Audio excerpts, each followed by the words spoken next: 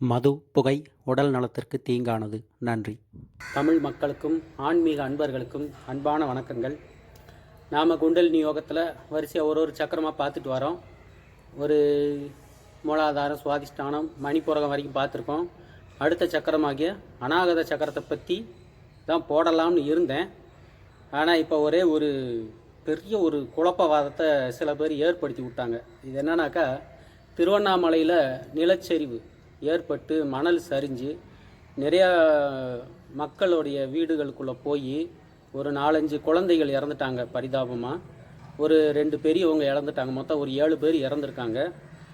இந்த 7 பேருக்கும் ஆத்மா சாந்தி அடையணும்னு நான் மனசார சிவபெருமானை வேண்டிக்கிறேன். நான் ஒரு 6 வருஷம் அண்ணாமலையாரோட சோரை தின்ன நன்றி விசுவாசம் மனசில் இருக்கிறதுனால நான் சில விஷயங்கள் இதை பற்றி பேசலாம்னு தான் இந்த காணொலியை போடுறேன். ஒரு சில சாமியார்கள் என்ன சொல்கிறாங்க அப்படின்னா, அண்ணாமலையார் கண்ணை திறந்துட்டாராம். அண்ணாமலையார் நெற்றி கண்ணை திறந்துட்டாரு, எல்லாரையும் அழிக்க போகிறாரு, நீங்கள் எல்லாம் சாக போகிறீங்க. ஏயா உங்களுக்கெல்லாம் அறிவு இருக்குதா? மக்களுக்கு என்ன தெரியும்? மக்கள் அன்றாட வேலைக்கு போயிட்டு சாப்பிட்டுட்டு நம்ம பிள்ளைகளை ஏதோ படிக்க வச்சு 4 வேலைக்கு அனுப்புவோம், ஒரு நல்ல உத்தியோகத்தில் போய் உட்கார வைப்போம். இந்த நம்பிக்கையில் அவங்களே அவங்களுக்குன்னா கடவுள் நம்பிக்கை கிடையாதா? அவங்களுக்கு சிவன் கிடையாதா?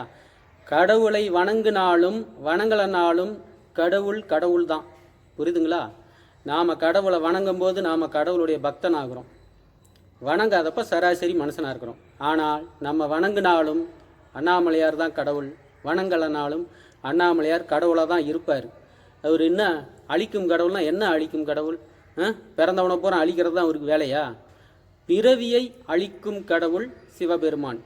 உங்களுடைய பிறவிகள் பல பிறவிகள் எடுத்து கடைசியாக முக்தி அடைய போகும்போது மட்டும்தான் உங்களுடைய பிறவியை அவர் அளிப்பார். இனிமேல் இனிமேல் நீ பிறக்கவே மாட்ட, நீ என்னோட சேர்ந்துக்கன்னு சொல்லி முக்தி கொடுக்குற கடவுள் தான் சிவபெருமான். அவர் அழிக்கிற கடவுள் கிடையாது. நீங்களா எனத்தையாவது ஒன்று அரையும் குறையும் அறவேக்காட்டு ஞானத்தை வச்சுக்கிட்டு சிவபெருமான் நெற்றி கண்ணை திறந்துட்டாரு, இனி எல்லாரையும் கொன்று குமிச்சிருவாரு. ஏண்டா என் வாயில் ஏதாவது வருது என்ன? நானும் சாமியார் தான்.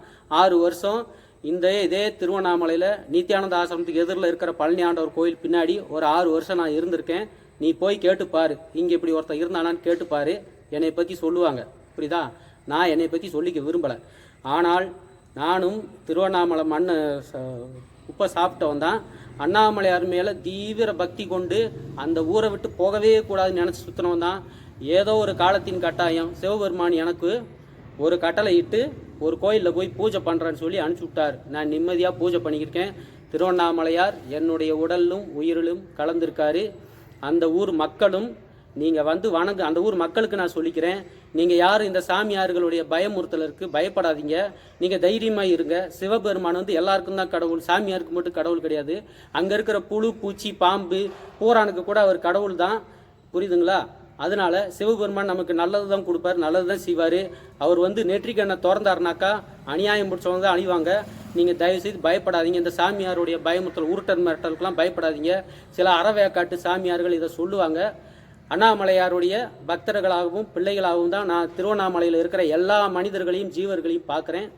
அதுதான் உண்மை, சத்தியம்.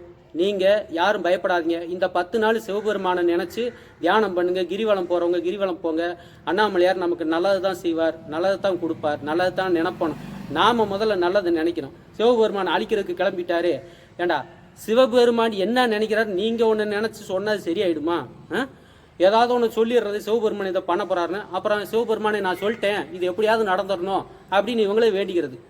ஒரு விஷயத்த சொல்லிடுவானுங்க, இதுதான் நடக்க போகுது, சிவபெருமான் சொல்லிட்டாரு, காணவளை சொல்லிட்டாரு, எதுலேயும் சொல்லிட்டாரு அப்படின்வாங்க.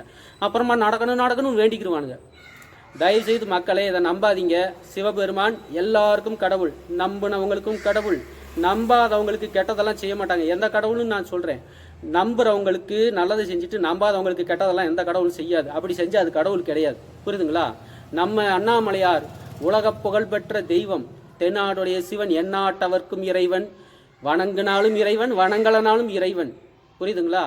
இந்த அறவுற சாமியாரை நம்பி தயவு செய்து அவங்க சொல்கிறது நடக்கும்லாம் நம்பி பயந்துக்கிட்டு இருக்காதீங்க. அவங்க ஒரு பக்கம் கிடக்கட்டும், எனத்தையும் ஒன்று பேசிக்கிட்டு கிடக்கட்டும். அவங்களுக்கு சோறு வரலனாலே திட்ட ஆரம்பிச்சிருவாங்க. அண்ணாமலையாரே திட்ட ஆரம்பிச்சிருவாங்க. நான் பார்த்துருக்கேன். புரியுதுங்களா?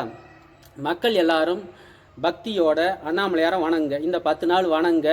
தீப திருவிழா இந்த வாட்டி கிராண்டாக நடக்கணும், நல்லபடியாக நடக்கணும் வேண்டிக்குங்க. கண்டிப்பாக அண்ணாமலையார் நமக்கு நல்லதை பண்ணுவார். நன்றி, வணக்கம். அகத்தியர் திருவடி போற்றி.